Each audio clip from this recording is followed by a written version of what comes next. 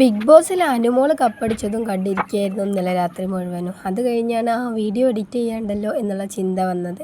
അങ്ങനെ രാവിലെ കിച്ചണിൽ കയറിയിട്ട് ഫസ്റ്റ് തന്നെ ചെയ്തത് ഞാൻ അടുപ്പിലുള്ള വെണ്ണൂറൊക്കെ വാരി മാറ്റി അടുപ്പൊക്കെ ഒന്ന് അടിച്ചു വാരി വൃത്തിയാക്കിയിട്ടാണ് പിന്നെ ദോശച്ചട്ടി വെച്ചത്. ഇന്ന് ദോശ ഉണ്ടാക്കാനുള്ള പ്ലാനിങ്ങിലായിരുന്നു. അപ്പോൾ ദോശമാവ് കുഴച്ചുകൊണ്ടിരിക്കുമ്പോഴാണ് നമ്മളെ മീൻകാരൻ വന്നത്.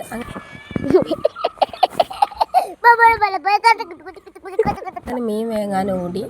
മീൻകാരൻ ഒറ്റ പൂക്കിൽ വന്നില്ല എന്നുണ്ടെങ്കിൽ വണ്ടി എടുത്ത് പോകുന്നുള്ള ഒരു പെടാപ്പോടുകൊണ്ട് ഏറ്റവും സ്പീഡിൽ പോയി മീനൊക്കെ മേടിച്ച്. ഇന്ന് അയിലയും മാന്തളും മത്തിയൊക്കെ ഉണ്ടായിരുന്നത്. അപ്പോൾ അയില മേടിച്ചു. അങ്ങനെ മീനൊക്കെ മേടിക്കൽ കഴിഞ്ഞ പാടെ തന്നെ ഞാൻ ദോശ ഉണ്ടാക്കാൻ വേണ്ടിങ്ങാണ്ട് അടുപ്പ് കത്തിച്ചു. അടുപ്പ് കത്തിക്കലൊക്കെ കഴിഞ്ഞിട്ട് പിന്നെ ദോശ ചുടാനുള്ള തയ്യാറെടുപ്പിലായി. അപ്പോൾ ഒരു സൈഡിൽ ചായ തിളച്ചുകൊണ്ടിരിക്കുന്നുണ്ട്. ഗ്യാസുമ്മ ചായ തിളക്കുമ്പോൾ അടുപ്പത്ത് ഞാൻ ദോശ ചുടാൻ നിന്നു. അങ്ങനെ ചിലപ്പോൾ അടുപ്പ് കത്തിപ്പിടിക്കാൻ കുറച്ച് പാടാണ്. അപ്പോൾ അങ്ങനെ അടുപ്പ് കത്തിച്ചുകൊണ്ടിരിക്കുകയാണ്.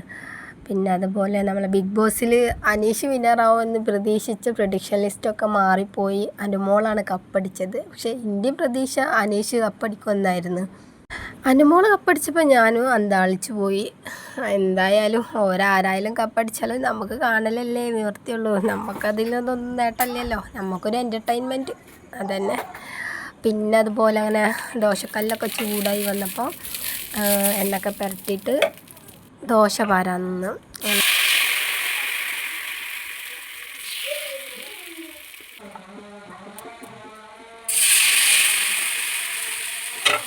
അത് കഴിഞ്ഞ പാടെ തന്നെ നേരത്തെ മേടിച്ച ചായയില തേങ്ങ അരച്ച് കറി വെച്ച് ഉണ്ടാക്കണ റെസിപ്പിയൊന്നും കേട്ടിട്ടില്ല.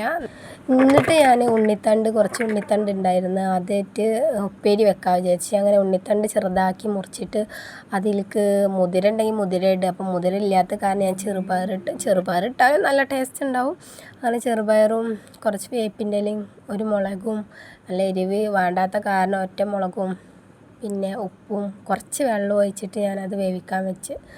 പിന്നെ അങ്ങനെ വന്നപ്പോൾ പിന്നെ കറിക്ക് തൂമിക്കാൻ വേണ്ടിയിട്ട് കുറച്ച് ചെറിയ ഉള്ളിയൊക്കെ തൂമിക്കാൻ വേണ്ടി വെച്ച് അങ്ങനെ കറി സെറ്റായി. അത് കഴിഞ്ഞതിന് ശേഷം പിന്നെ ഞാൻ നോക്കിയത് മീൻ പൊരിക്കാനായിരുന്നു. 4 കഷ്ണം അയില മാറ്റി വെച്ചിരുന്നു. അപ്പോൾ ആ അയില അങ്ങോട്ട് പൊരിച്ചെടുത്ത്.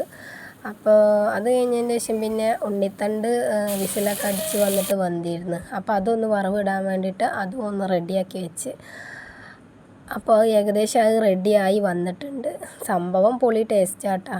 കാണാനൊരു മെനല്ലെങ്കിലും സംഭവം പൊളി ടേസ്റ്റാണ്. അങ്ങനെ മീനൊക്കെ പൊരിച്ച് ഇന്നത്തെ കഴിഞ്ഞ്.